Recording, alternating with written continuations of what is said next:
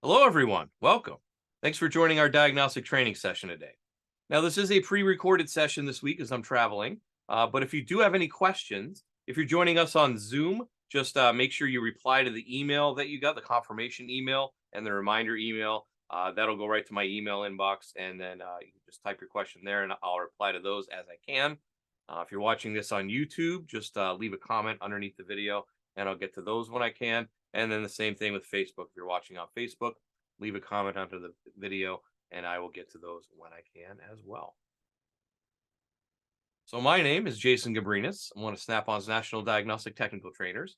Been in the training department the last starting 10 years now, working on 10 years, traveling around North America, helping techs and shop owners get the most out of their diagnostic equipment. Before I did that, it was a couple years as a diagnostic sales rep at Snap-on. So I had about 30 different franchisees I worked with, as well as the shops that they serviced in order to help everyone get the most out of their diagnostic needs. Then before that, it was 8 years at Subaru. So I worked at a dealership and over time, I guess, became the default diag guy in the shop. So I always ended up with the drivability problems, the intermittent problems, the weird wiring problems that would show up on those cars. And that's really where I cut my diagnostic teeth, was trying to figure out all those weird head scratcher type cars that would come into my bag. And before that, a bunch of other miscellaneous wrenching jobs and a little over 25 years under hood experience for me. So our topic today is power user functions part 2. So we've done a couple years ago, we did a power user functions that show off some of the more advanced uses on the tool. This one was as the first 5 of the year were generated by viewers much like yourself. So we had a little Q&A session where I said, well, what do you want to learn about? And I had a discussion on the Facebook when, and gentleman was asking me, how do I share screenshots and how do I share files with folks? So that's what the main focus of this is going to be. This class is going to be uh, how do I get the files? How do I share the files? How do I do screenshots? And this also, it's come up a lot because I am on many diagnostic Facebook groups and Snap-on Diagnostic Facebook groups, and somebody takes a blurry picture of their screen with their phone, and then sometimes there's information missing. It's got cropped off, blurry, what have you. And all of our tools have the capability of taking a screenshot. So if you're one of those folks who wants to make it nice and easy to post to Facebook or whatever on a forum to see, hey, can you help me out with this? Then take a screenshot and I'll show you how you could attach that in among some other things we'll talk about as well. But the screenshot is initiated by the S button. So all of our Snap-on scan tools have an S button on there, either on the front face or on the Zeus Plus, it's on the top. And there, the menu will allow you to perform different functions on the tool. So on our Windows-based tools, so our Veris and our Zeus tools, on the Veris or the old Zeus or older Zeus, it would be on the front face. And you got the little S button right there. You can just click it. Or on the new Zeus Plus, it's right on the top on the right-hand side of the tool. When you press it, it defaults to opening a menu. So when I press on that, it's going to open a menu, and then there's also settings that you can go through. So when you click on that settings menu that I just showed, you can set the tool to either take a screenshot when you press it, open the camera when you press it, open the keyboard, brightness of the screen, or open the shortcut menu again. So screenshot would be just as the name says, and this is usually what most people will set it up for, is to just take a picture of the screen. So you press the button on the top, it goes click, and it takes a snapshot of whatever's on the screen. Then it also uploads to the Snap-on cloud and also saves to the tool. So we'll talk about how to access those in a little bit. Next one's camera. So all the Windows-based tools do have a camera on the back, and you can take pictures of parts, components under the hood, what have you. So if you were to click on that, it opens up the camera. Then you would simply tap over here where it says photo. It would take a photo, and then you can save it from there. There's also a gallery where you can go through and look at pictures that you took before as well. Next one is keyboard. So since it is a Windows-based tool, I may need to have the keyboard from time to time to type things in, and maybe it doesn't necessarily always come up when I press in one of the boxes, the empty boxes. Usually it's pretty good about it on Windows 10 now, but if you want the option to turn the keyboard on, we can do that. There's also an option for brightness. So depending on how many times you click it, it will cycle through 6 different levels of brightness on the screen. So the new Zeus Plus, the screen's pretty bright as it is, but we can use that to turn it down, turn it up, what have you. And then we hit the shortcut menu. It will open that shortcut menu for you when you click the button. That'll allow you to say, okay, I want to take a screenshot. I want to turn the camera on. It gives you the choice of doing that from this screen.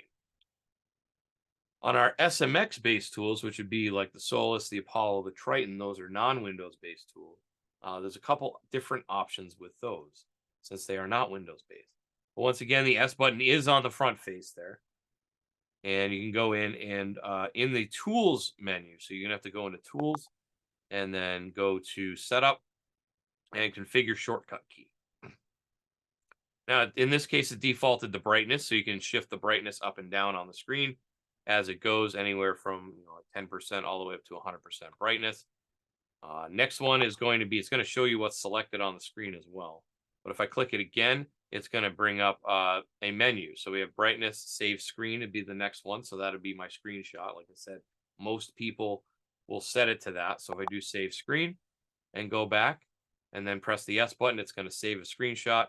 It's going to tell me the file name there.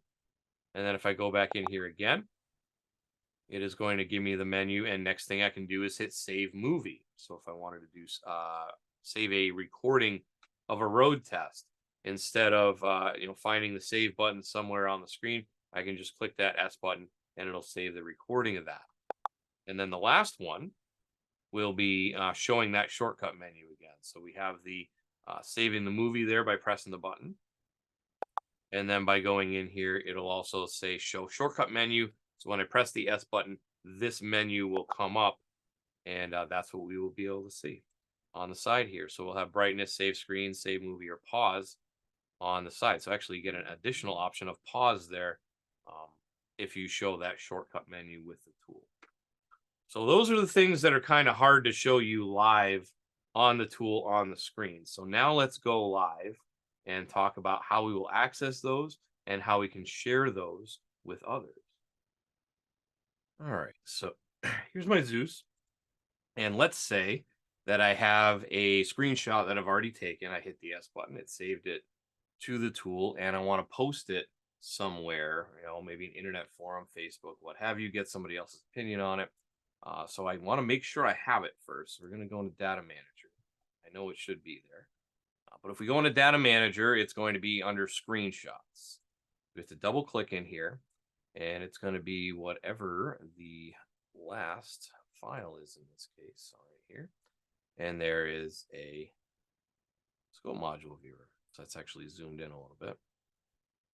But that is a scope module screen there, right? So we can see that. Same thing with that one. So say I wanted to post this picture to a forum. So my data brings me home. I can go back to my home screen. I'm going to go to my desktop and open my browser. It says Windows-based tool, right? So we can go into our browser and let's go to Facebook.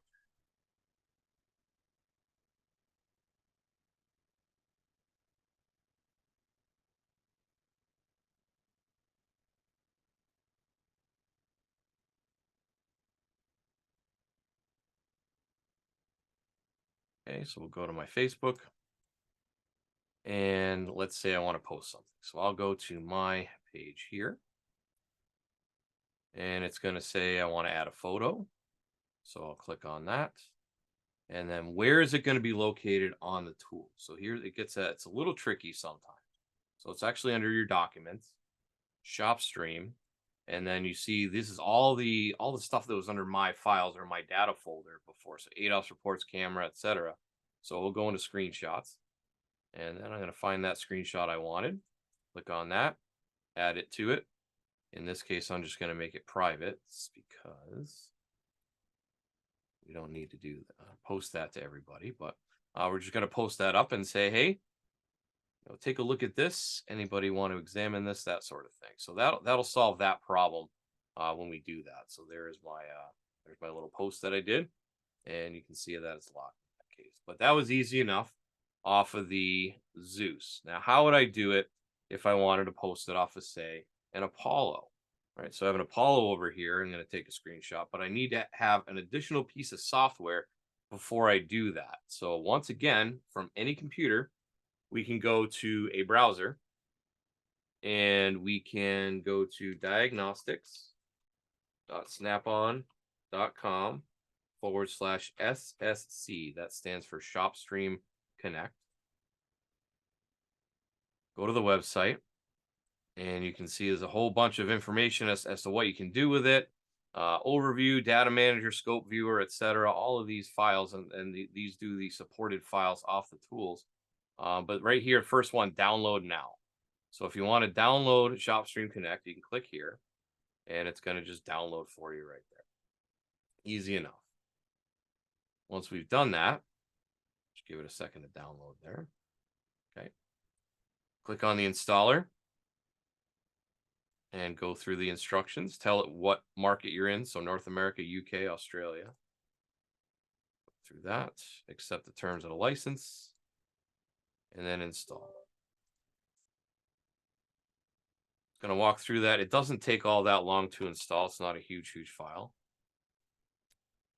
So it shouldn't take too long to install here. Yeah, there we go. Okay, and then hit finish. It's done. And then ShopStream Connect will start automatically in this case. All right, so there it shows up my disk drives. It doesn't show my Apollo. And the reason for that is I don't have it connected. So let me switch over to this. Switch over to my Apollo. So here's my Apollo. And let's say I just wanted to take a screenshot of the main screen here. So we'll just hit the S button, it saves, and there it goes. Now, in order to connect to ShopStream Connect using the Apollo, I have a USB cord hooked up between the Apollo and the computer, which would be my Zeus in this case. I would go to Tools, and then the very first thing at the top says Connect to PC. So we'll click on that. Again, there we go. And it will connect. It says it's now in Connect to PC mode.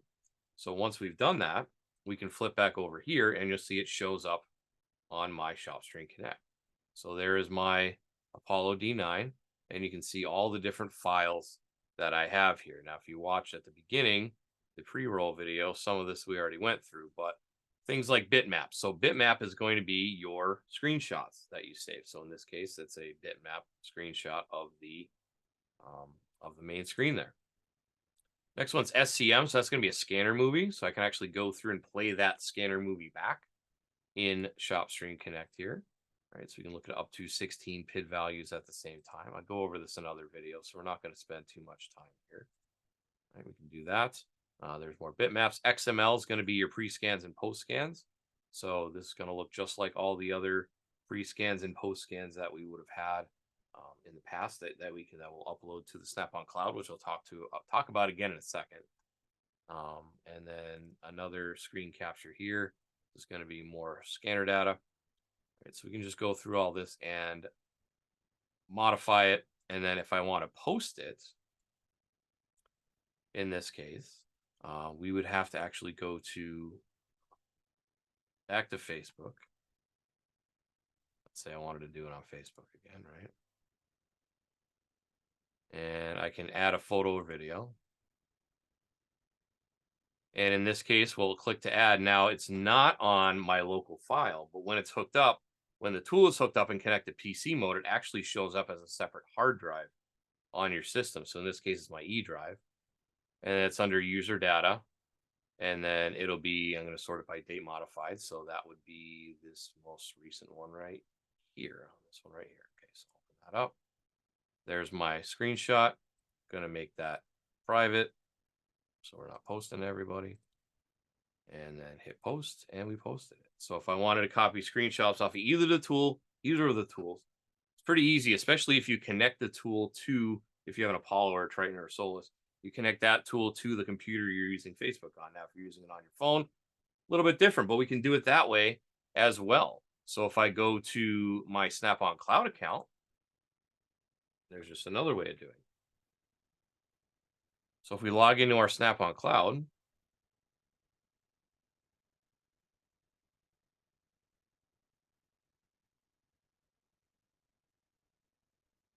And I just realized this tool is not synced with my cloud, but my Zeus is. So here's my Zeus. I could come up here on the dots. You see how they did upload there. And I could come up here on my dots and I can hit download. And then it'll download it as a file in my downloads folder. Then I could do the same thing. I can go back to Facebook or wherever I want to post my photo, go over here and then go to my downloads, which is in my downloads. It's the only thing I have in my download. So you could add that same thing. So multiple different ways to share this. I could also, if I wanted to, click on this link and share it that way. So I could share it on my phone. If I was on my phone, I could send it via text message. If I had it going via email here, it would open my default email browser, whatever that happened to be. And then also copy to clipboard. We'll copy the link to a clipboard. And then all I have to do is go in and paste it. And then in this case, it actually brings me right to that file. Once again, I can do the same thing with ADAS recalibration reports, vehicle system reports, any screenshots get uploaded, any pictures from the tool get uploaded here as well. So if I use the camera on the tool to upload, all of that information gets uploaded. Plus, if you have a thermal imager, Elite, that stuff gets uploaded there as well. So very powerful free tools that you can use just to make any of your posts better, any of that file sharing stuff better. All right, so we have ShopStream Connect, and we also have the Snap-on Cloud service that we can use for that. And then use that S button as best you can to take those screenshots and those screen caps.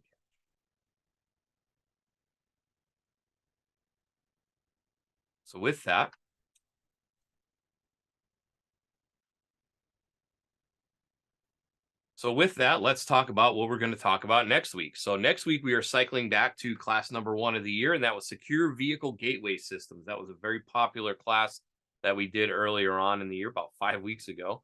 Talks about different security systems that they're using on vehicles nowadays for communication security. So Secure Vehicle Gateway, like in Chrysler, Ford has some secured systems, and there's more on the way. There are certain places you need to add information and certain websites in order to do that. So we'll walk you through the whole process. You can join me again, same time, same place, 6 and 9 Eastern. Go to snapon.com/OT if you want to join me on Zoom. The 6 p.m. Eastern class gets streamed also to YouTube. So if you go to youtube.com/Snap-on Diagnostics, you can check it out there. And make sure you subscribe to us as well. It doesn't cost you anything. It's free. So definitely check that out there. And then at 9 p.m. Eastern goes to my Facebook page. So it's facebook.com/Snap-on Jason, all one word, no dash in Snap-on. You want to give me a follow over there as well. If you want to see any of the past prior classes we've done in this series, will be anything from ADAS through forced induction, starting and charging systems, component testing we've done. So we're up to class number 56 in this series, and that'll be available on YouTube shortly as well. Once again, youtube.com/Snap-on Diagnostics, and you can go to a playlist with all the live training on it. That brings us up to Q&A. So with since it's being a pre-recorded course this week, like I said, if you're on Zoom, reply to the email, the confirmation email from Zoom, and it'll go right to my inbox. If you're watching on YouTube, just leave a comment, and I'll get to those when I can. Same thing with Facebook, just leave a comment under the video, and I'll get to those when I can as well.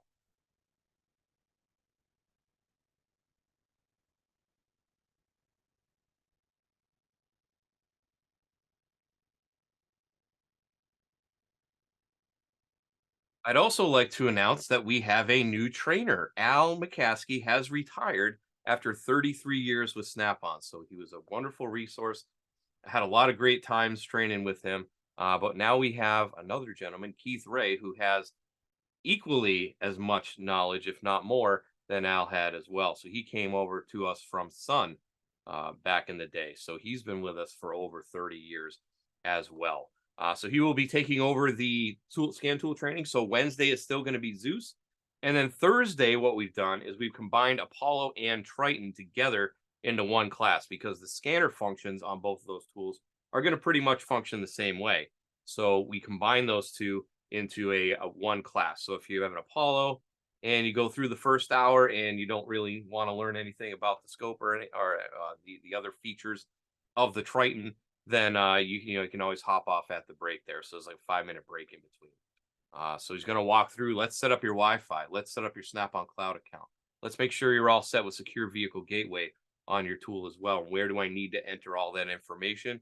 Then he's going to walk through code to completion uh, from the start to finish with Fast Track Intelligent Diagnostics. How does it help me as a technician diagnose cars faster, easier, better? And then after a 5-minute break in between, he's going to go take another hour and go through scope, meter, guided component test, all those different functions on the tool as well. So if you want to sign up and check that out, snapon.com/OT is where you can go to sign up for that. And with that, I'd like to thank you for taking a little bit of time out of your busy schedule, your busy week, spend a little bit of time with me. Hopefully learned a little bit more about some of the functionality that you may have overlooked on your tool. So with that, have a good week and we'll talk to you next week. Take care.